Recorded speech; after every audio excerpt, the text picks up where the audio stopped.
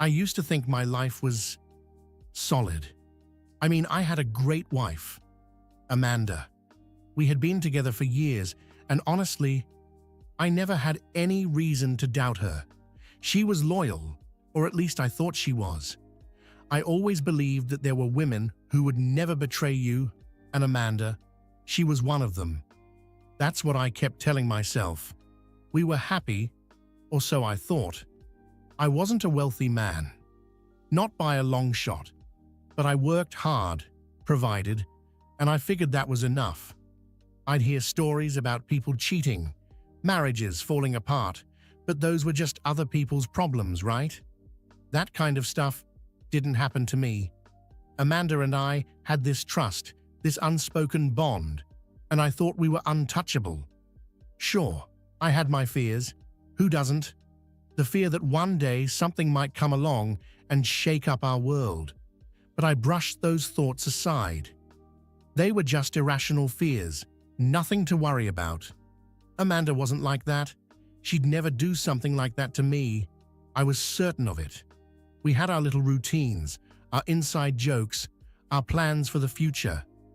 I never even considered the possibility that something could go wrong. I was focused on building a life together, and in my head, everything was fine. Looking back now, I realize how naive I was, how easy it is to believe in something when you've never had to question it. I believed that bad things happen to other people. Betrayal? That was someone else's nightmare, not mine. But I guess everyone thinks that, right up until it happens to them. It all started with something so casual, I didn't even think twice about it at first. I was chatting with my neighbor, Dave, one afternoon. We were just shooting the breeze, talking about weekend plans, nothing serious, and then, out of nowhere, he says something that sticks with me. "Hey, John, I saw Amanda the other day," Dave said. "She was having lunch with some guy. Didn't look like anyone I've seen around before." At first, I just kind of shrugged it off. I figured it was probably nothing. Amanda has friends, co-workers. She's always been social. "Oh yeah," I replied, trying to sound casual. "Probably someone from work." Dave gave me this look, like he was unsure if he should say more. "Maybe," he said, "but it looked a bit close, you know." They were sitting pretty close, talking like more than friends. That's when I felt it, a little knot tightening in my stomach. But I brushed it off. It's funny how your mind can start working overtime, trying to rationalize things before they've even sunk in. "Nah, it's probably nothing," I laughed, but that knot in my stomach didn't go away. After that conversation, I couldn't stop thinking about what Dave had said. I mean, Amanda would have told me if she was meeting up with a male friend, right? And what did he mean by close? It was probably just Dave misinterpreting things, right? I kept telling myself that over and over, like a mantra. But the seed of doubt had been planted. As much as I wanted to ignore it, I couldn't. I started replaying little moments in my head, times when Amanda had been a bit distant, those late work meetings, the nights she'd come home a little later than usual. Things that hadn't seemed like a big deal before suddenly felt off. But even then, I didn't want to believe it. I kept convincing myself that Dave had gotten it wrong. Amanda would never do that to me. We were solid, right? Still, I couldn't shake that feeling. It lingered, gnawing at me, even when I tried to ignore it. And that's when things really started to unravel. After that conversation with Dave, I couldn't get the idea out of my head. But instead of confronting it, I did what anyone would do. I buried it. I told myself it was nothing, just a misunderstanding. I mean, come on, Amanda wouldn't cheat on me. Not her, not us. So, I started rationalizing everything. Those late nights she spent at work? It's normal, right? She's got a demanding job. Sometimes she has to stay late, meet clients, handle last-minute projects. I'd always been fine with it before, so why should this be any different? And what about the texts? She's been glued to her phone a little more lately, sure, but that's just the world we live in. Everyone's always on their phone. I told myself it was probably work stuff. Or maybe she was just catching up with friends. Nothing suspicious there. The lunches? Well, Amanda works with a lot of people, and some of them are men. That's just how it is. People network, grab lunch together. It doesn't mean anything. Dave must have just seen something innocent and twisted it into something more. Every time a thought crept in that maybe something was wrong, I'd push it down. I didn't want to believe it, so I convinced myself it wasn't true. I'd see Amanda come home, kiss me on the cheek, and smile like everything was normal. And in those moments, I believed we were fine. I needed to believe we were fine. But no matter how much I tried to rationalize, that doubt kept creeping back in. It was subtle at first, just a whisper in the back of my mind. But as time went on, it got louder. And the more I tried to ignore it, the more it started to weigh on me. I could feel something wasn't right, but I wasn't ready to admit it. Not yet, because once I admitted it, everything would change. And I wasn't ready for that. It wasn't some big dramatic moment when I found out. There was no confrontation in the middle of the street, no shouting match. It happened quietly, almost too quietly. And that's what made it worse. It was a Friday night, and Amanda was supposed to be out for one of those work dinners. You know, the kind that had become more frequent lately. I didn't think much of it at first. I was just sitting at home, watching TV, trying to relax. But something was nagging at me. That little voice in the back of my mind that had been there since Dave made that comment. I couldn't shake it. Her phone was sitting on the kitchen counter. She had forgotten to take it with her. I don't know what made me do it, but I walked over, picked it up, and stared at it for a minute. I wasn't planning on snooping. I mean, I wasn't that guy, but something inside me told me to look. So, I did. I unlocked her phone and scrolled through the messages. Most of it was the usual, texts from friends, work stuff. But then, there it was. A thread of messages from a number I didn't recognize. I opened it, and that's when I saw it. "Can't wait to see you again tonight. Last night was amazing." My stomach dropped. My hands went cold, and it felt like time just stopped. There it was, in black and white.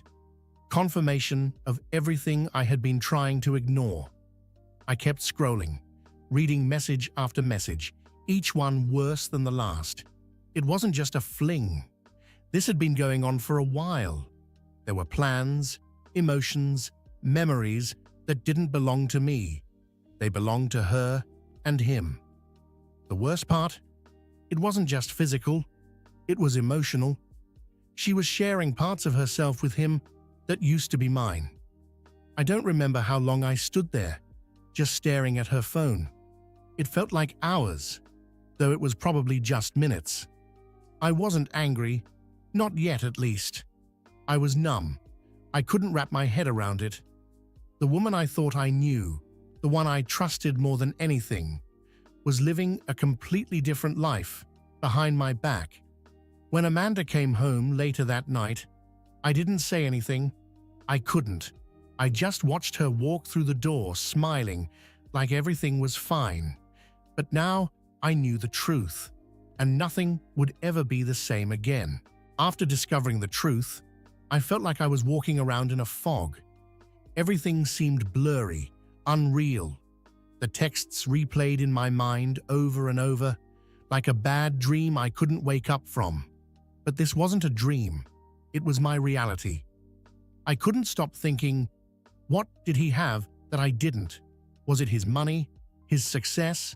Was he younger, more attractive? My mind was spiraling, and every thought seemed to lead back to one central idea: I wasn't enough. That's what hit me the hardest. The realization that somehow I wasn't enough for her. It crushed me. I had always prided myself on being a good husband, a good provider. No, I wasn't rich or flashy, but I worked hard. I took care of Amanda, gave her the life I thought she wanted, and yet it wasn't enough. I wasn't enough. I started questioning everything about myself, every insecurity I'd ever had. My looks, my career, my worth came rushing to the surface. I felt small, insignificant, like I had failed in every possible way. And the worst part, it wasn't just the affair, it was the fact that she had chosen someone else over me. Someone who, in my mind, was better than me. I stopped sleeping. I stopped eating. I couldn't focus at work, couldn't concentrate on anything other than the constant loop of self-doubt playing in my head. I felt like I was sinking, like I was being swallowed by this overwhelming sense of failure. There were nights where I just sat there, staring at the ceiling, replaying everything in my mind, trying to figure out where I went wrong, what I could have done differently. But no matter how much I analyzed it, I couldn't come up with an answer. And that made it even worse. It made me feel powerless, like my entire world had been turned upside down, and there was nothing I could do to fix it. The emotional toll was unbearable. I felt like I was losing myself, like the man I had been before all of this was disappearing, and all that was left was a shell of who I used to be. It took me a few days to even gather the strength to say anything. How do you confront someone about something like this? Every time I looked at her, my mind would flash back to those messages. But I couldn't keep pretending, couldn't keep living with the weight of knowing what I knew. One night, after she came home from another work meeting, I decided I couldn't stay silent any longer. We were sitting at the dinner table, and I could barely eat. My stomach was in knots. I couldn't even look her in the eye. Finally, I just blurted it out. "Amanda, I know." She stopped, her fork halfway to her mouth, and looked at me, confused. "What do you mean?" she asked. I could feel the lump in my throat, my hands trembling. "I know about him. I know about the affair." For a moment, there was silence.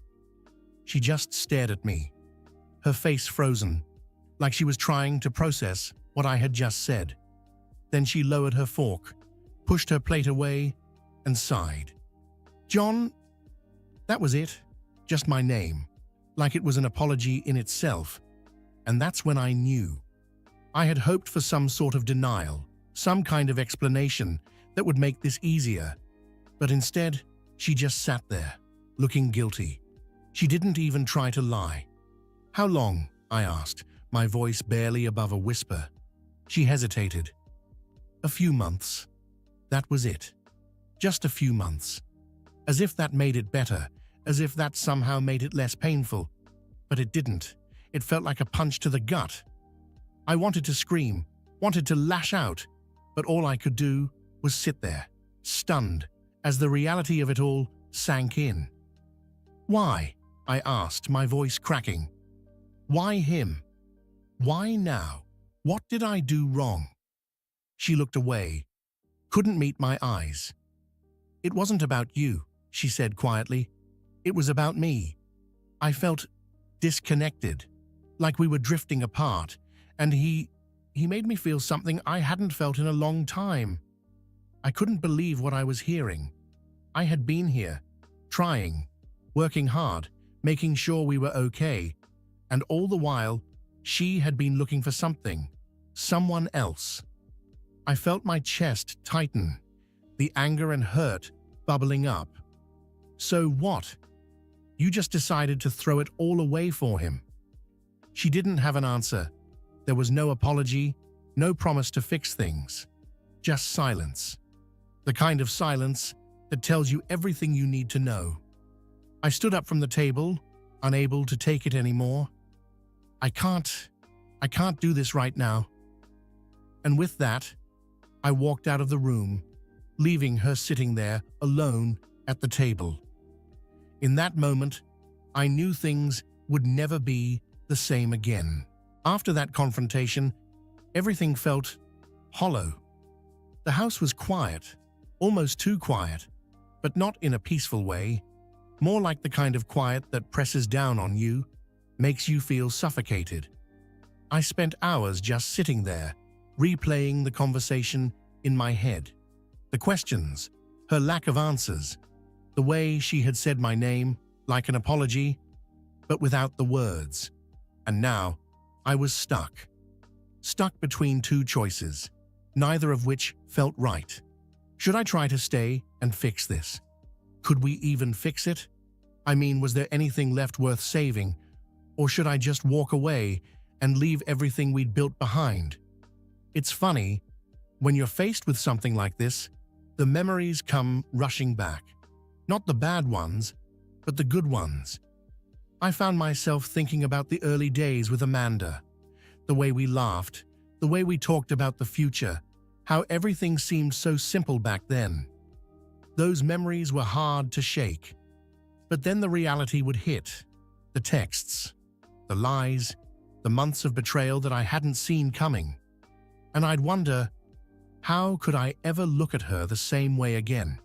How could I ever trust her again? I was torn. Part of me didn't want to let go of what we had, or at least what I thought we had. I had invested so much in this relationship, in us. Walking away felt like admitting defeat, like saying everything we had built didn't matter anymore. But the other part of me, the part that was still raw from the betrayal, knew that staying might mean living in constant doubt, always wondering if it would happen again. How do you rebuild something that's been shattered like that? I kept going back and forth in my head. Should I give it another shot? Try to rebuild what had been broken? Or should I save myself from more pain and just leave? No matter which way I looked at it, neither option felt easy. Staying meant living with the weight of what she'd done. Leaving meant starting over, alone. But deep down, I knew one thing for sure. I couldn't keep living in this limbo forever. At some point, I'd have to decide. I realized pretty quickly that I couldn't do this on my own.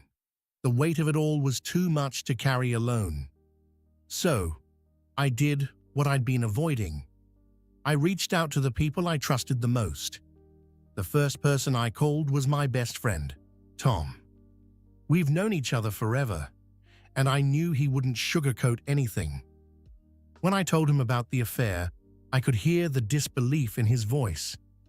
"Man, I don't even know what to say," he said, after a long pause.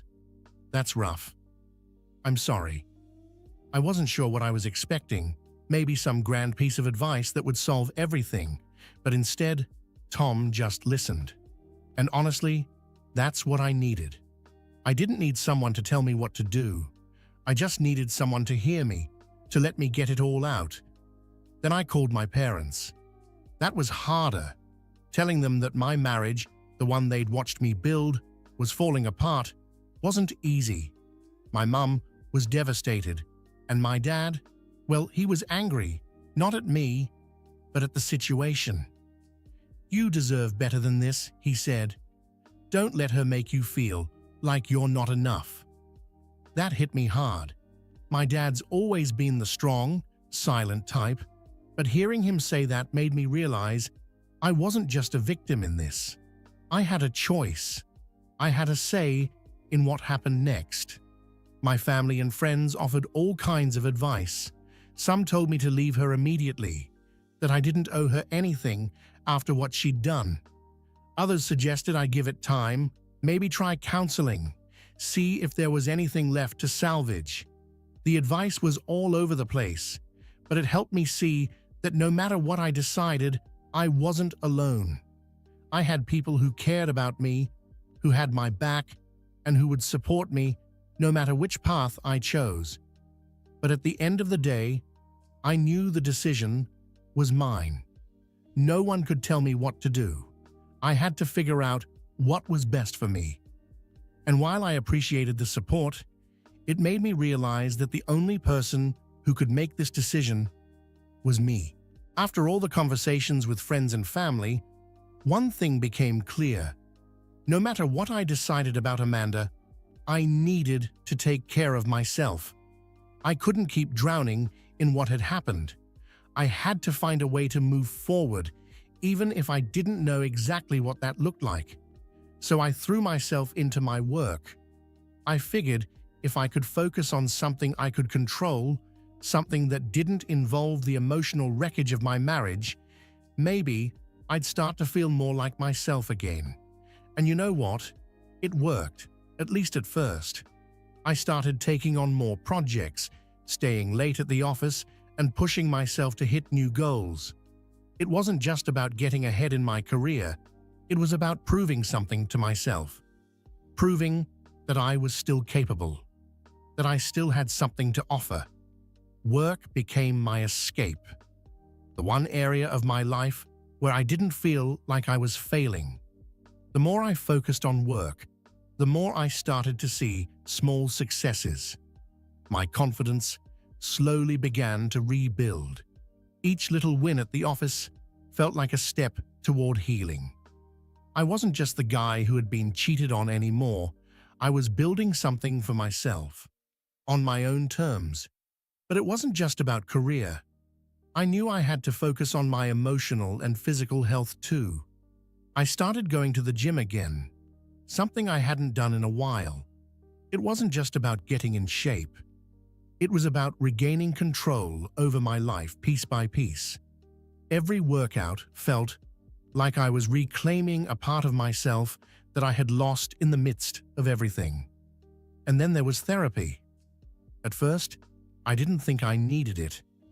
But after everything that had happened, I realized I couldn't just work through this on my own. Talking to someone who wasn't emotionally involved, helped me make sense of the chaos in my head.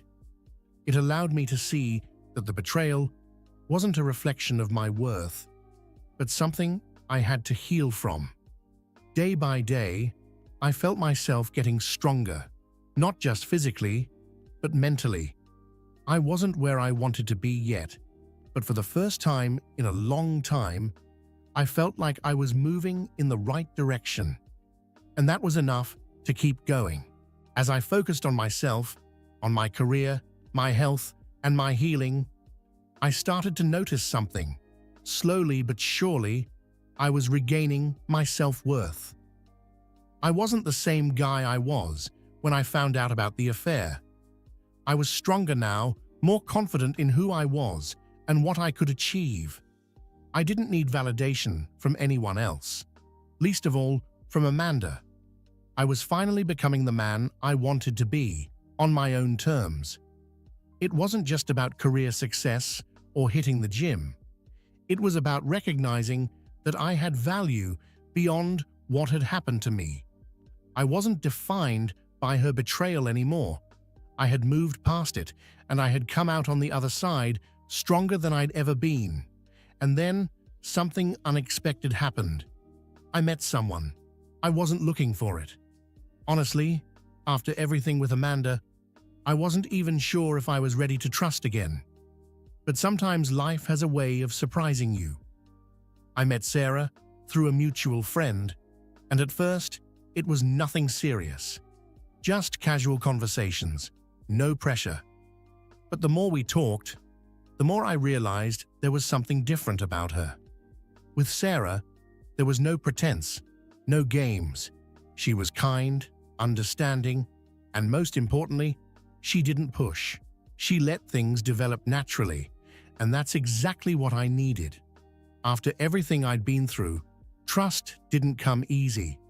But Sarah didn't rush me. She didn't expect me to be perfect. She just wanted to get to know me for who I was. At first, I was hesitant. I had my guard up, afraid of getting hurt again. But over time, I realized that not everyone is like Amanda. Not everyone is going to betray you. With Sarah, it was different. I could feel it. There was something real there, something I hadn't felt in a long time. She helped me see that love isn't always about grand gestures or sweeping emotions. Sometimes it's about quiet moments of understanding, about feeling safe with someone. For the first time in a long time, I felt like I could let my guard down. I wasn't defined by my past anymore. I was ready to move forward with her. Rebuilding trust wasn't easy. It took time to heal, time to trust again. But slowly, I started to open up. And with Sarah by my side, I realized that I could love again, that I deserved to love again. Looking back, it's hard to believe how far I've come. What started as the lowest point in my life, being betrayed by the person I thought I'd spend forever with, ended up becoming the turning point I never expected. It wasn't easy, but here I am, standing on the other side, stronger, wiser, and most importantly, happy. Meeting Sarah wasn't something I planned for, but it's funny how life works. She didn't just show me that I could trust again. She showed me that real love doesn't have to be complicated. It's not about grand gestures or constantly proving yourself. It's about respect, understanding, and feeling at peace with someone. And with her, I've found that. I used to think happiness was tied to what I had with Amanda, our past, our memories, the life we built together. But now, I realize that happiness comes from within. It's something you build for yourself. Sure, love can be a part of that, but you have to find peace within yourself first. And I did. The bitterness I once felt over the betrayal, it's gone. Not because I've forgotten what happened, but because I've let go of it. I've stopped letting it define me.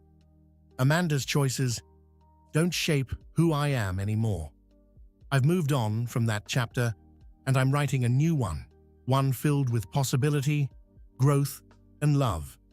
With Sarah, I've discovered a new kind of happiness, one that's steady, fulfilling, and grounded in mutual respect. And more importantly, I've discovered happiness within myself. I'm proud of the man I've become, of the strength I found when I thought I had none left. The truth is, the betrayal was painful, but it was also a gift. It forced me to face the parts of myself I'd been ignoring. It pushed me to grow, to find my own strength, and to create a life I'm proud of. And now, I can honestly say I'm in a better place than I ever imagined. Life didn't turn out the way I thought it would, but sometimes the unexpected detours take you exactly where you need to be. I'm living proof of that.